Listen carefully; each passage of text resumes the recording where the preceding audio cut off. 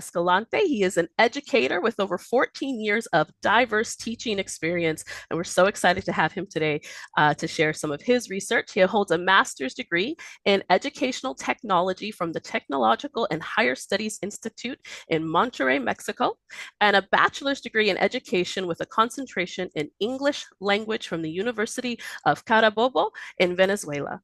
Thank you so much for being here, Professor Escalante, and I'm going to go ahead and turn it over to you now. Thank you. Thank you for the invitation, and thank you everybody for joining me today. All right. Over the next 15 minutes, I will walk you through my presentation on designing and implementing workshops on digital resources for English language learning, English as a second language learning. And well, let's start by describing the background of the study. English for Kids is a language institute located in Venezuela, devoted to teaching English as a second language, as a foreign language, to kids of ages from 8 to 12 years old. Basically, they come from low-income backgrounds. And this is the reason why this institute is sponsored by the Venezuela Engagement Foundation. They offer both in-person and online classes. This study took place 2 years ago. So by that time, most of the teachers were undergraduate students major in education who volunteer teaching English at this institute. What are digital learning materials? They are resources that are in digital format and are used in the teaching and learning process. There are also educational resources presented through digital media, which can include digital textbooks, apps, and online resources. In English language teaching, DMLs can include podcasts, digital flashcards, digital graphic organizers, among other resources. You can see here the structure of the workshops. There were 4 stages. The first one was the diagnostic phase, then the design, the delivery, and the evaluation. Let's start with the first stage.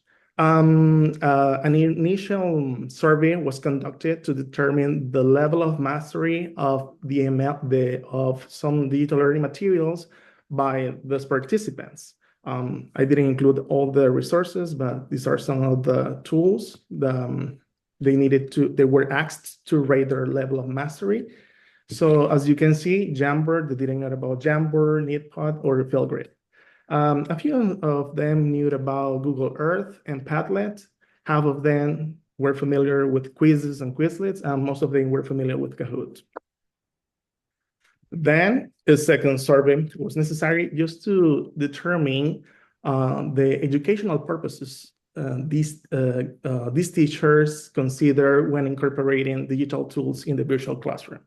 There were like different categories: content delivery, classroom participation, assessment, and other categories that I didn't include in this table. I used this tool as closing activities or as a getting started activities. As well, I didn't incorporate all the resources, but I just incorporated 5 of them. As you can see here, PowerPoint is the tool that most of the teachers use, especially to promote class participation. They also use it for content delivery and assessment. Another tool that I use a lot is WhatsApp. You can see all of them use it for assessment, and half of them use it for content delivery, and 66% of the participants using this tool to promote class participation. Kahoot, quizzes, and Quizlets, half of them use it to boost participation. And a few of them use these tools to assess their students. Okay, continue with the second stage. This was the design. 6 goals were set to create these workshops. This is an example of the first one, and along with their indicators. So each goal had its indicators to measure the effectiveness of the workshops. This is an example: create and manage class in Google Classrooms. So these are some of the indicators: invite participants to join class in Google Classroom, create topics in Google Classroom, upload all digital materials, feedback, and make announcement to communicate important information. Okay, then these are the titles of each workshop. The first workshop was on interactive activities in Google Slides. The second one, interactive activity using Jamboard, brain breaks, and virtual field trips. There was a follow-up session, and basically the purpose of this session was to see how they plan to integrate the workshop content into the lessons. The workshops included their agenda and resources. Once again, this is an example of the first one on interactive activities using Google Slides. So it included the audience, 8 teachers in total, the time, the date, the modality, the tools including there, and all the activities that they had to do during the workshops. The first one was get to know you activities. I started all my workshops with get to know you activities to try to create that connection between the facilitator and the participants. They also try to engage the participants with the materials. In this case, I presented graphic organizers using Google Slides. They completing a gamified activity using quizzes, exit tickets using Google Slides, and the last activity was the completion of a feedback form. Now, after the delivery, there was the fourth stage, which consisted of evaluating the workshops. At the end of the workshop, they needed to complete a feedback form, and these are some of the survey items. The first question was, how would you rate the overall experience in this workshop? And they were asked to rate their level of satisfaction with the workshops, and it included 8 items. Then there were other open-ended questions like, what do you like the most or find most useful in this presentation for your teaching practices in the virtual classroom? In what ways can you apply what you have learned in this workshop to your teaching practice in the virtual classroom? And they also could make suggestions at the end of there was a space to make suggestions. All right, let's just start with the first item. They were asked if the content was useful to improve their English language teaching strategies. These are the results for strongly agree. So there were like 4 levels of Likert scale of strongly agree, disagree, and strongly disagree. As you can see here, most of them strongly agree in the workshop number 1 and number 2, while most of them agree that the workshop was useful to improve their English language teaching strategies. Now, with workshop 3 and 4, those were the workshop more successful. Everybody, strongly agreed that this workshop, the content, was useful to improve their English teaching strategies. Similarly, there was another item, so to see if the workshop were useful to promote student participation. Most of them strongly agreed that the workshop number 1, workshop number 2 were useful to promote student participation, while most of them agreed that these workshops were useful to promote student participation. And once again, workshop 3 and 4 were the one that everybody strongly agreed that this workshop was useful to boost participation in the classroom, especially in a virtual environment. What about student assessment? In this case, so half of the participants strongly agreed, while the other half agreed that the first workshop was useful for student assessment. And then we can see here the rest of them, most of them were strongly agreed that the workshop number 2 and number 3 was useful to, the information was useful to assess their students. And the workshop number 3 was kind of the most successful, as everybody strongly agreed that this workshop was useful to assess the students. Okay, let's continue with some of their responses. So the activities on this workshop encourage student participation. Participation was a term that appeared frequently in the responses. So it can be concluded that they found these resources useful to boost participation. Now, another answer was one of the ways I can apply what I've learned in the workshop is through projects in which students can demonstrate what they have learned in classes. They also mentioned like they can use it to present vocabulary, like to create flashcards, to create content, to deliver content, among other reasons. And I'm truly grateful to participate and to be able to apply this useful tool, which we know will help our students. So this is another achievement because it tells us that they are willing to incorporate the content into their lessons. The activities conducted in these workshops promote interaction among participants, the facilitators, and the digital learning materials. This was something important because they had opportunity to ask questions. They also took on the role of students while completing the activities. And well, the more students interact with their peers, digital resources, and teachers, the more the interaction will contribute to their learning. So this is something, an aspect that is important to keep in mind if you want to create some workshops. In the follow-up session, the teachers presented 3 activities they had created using quizzes. This is a tool that they use for the first time to create gamified activities. And they mentioned that they plan to implement them in their classes. This is demonstrating the willingness to incorporate what they have learned into their teaching practices. Okay, let's conclude.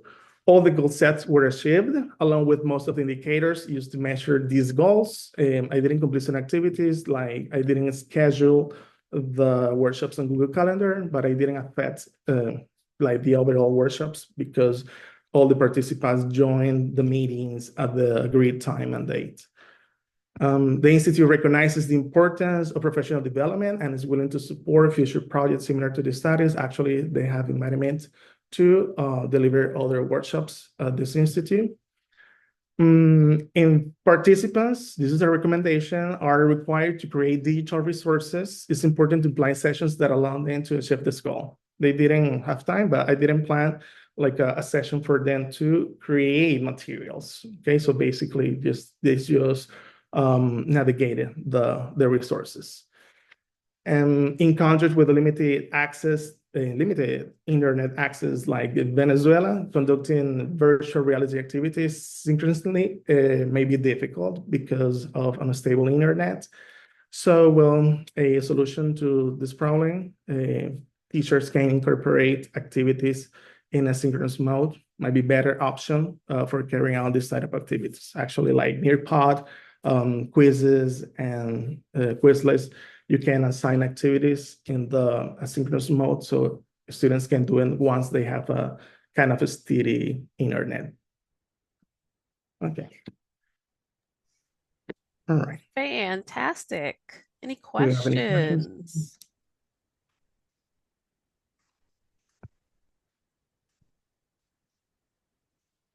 Feel free to come off mute.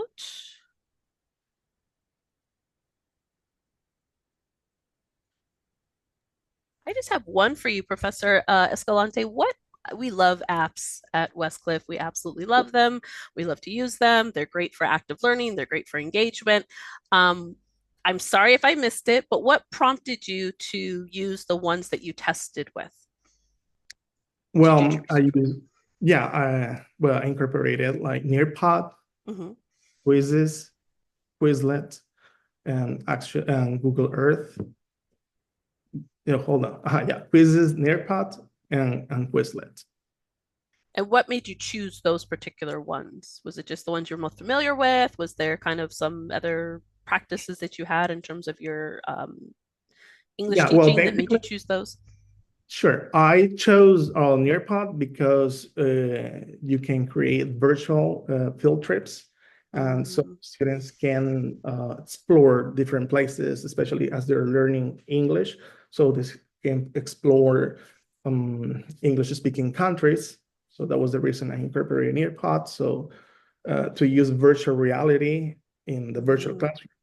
And well, also there are some studies that support gamification in the classroom. So that's the reason I chose quizzes. And also I use Quizlet Live and participants enjoy using these tools. yeah, yeah.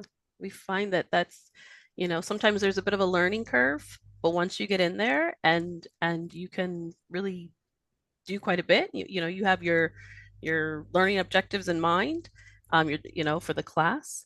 Let's see. We have a question here that says, "Did you happen to notice what apps work for better for engaging kids with attention deficit, with ADHD, or other maybe some other limitations?" Well, in that case, this workshop were aimed to teachers, Mm-hmm. okay, not to students. Um, but I will say like Nearpod, as the students can sometimes they can insert pictures or they can draw. So sometimes students find this tool useful. That's really good. Yeah, we love inclusive learning, and that's definitely part of inclusive is giving students options and options for the type of media. So that may be an app that I need to look more into. And actually also using Google Slides and Jamboard. Hmm. So students can, as well as that you make the activities interactive, so as Yeah, they can interact, like they can, like type, insert images, or answer to videos. Oh, so that kind of interaction is important to keep the students busy, and so you can engage the students, were these actually. apps all provided to the faculty, or did they have to sign up for them and kind of use the free accounts? Because we always kind of go back and forth as educators. In that case, we use the free account. The free accounts. We Okay. have like Yeah. the versions that you can pay, and sometimes it depends on the faculty. So if Yeah, they would, there's sometimes there's a kind of a limitation on resources, and I bring that up because I know Jamboard. Somebody told me that Jamboard is starting to charge more, or they're starting to put more limitations on their free accounts or whatever. So it's an important consideration when you're looking at the technology use, right? that's correct. Excellent.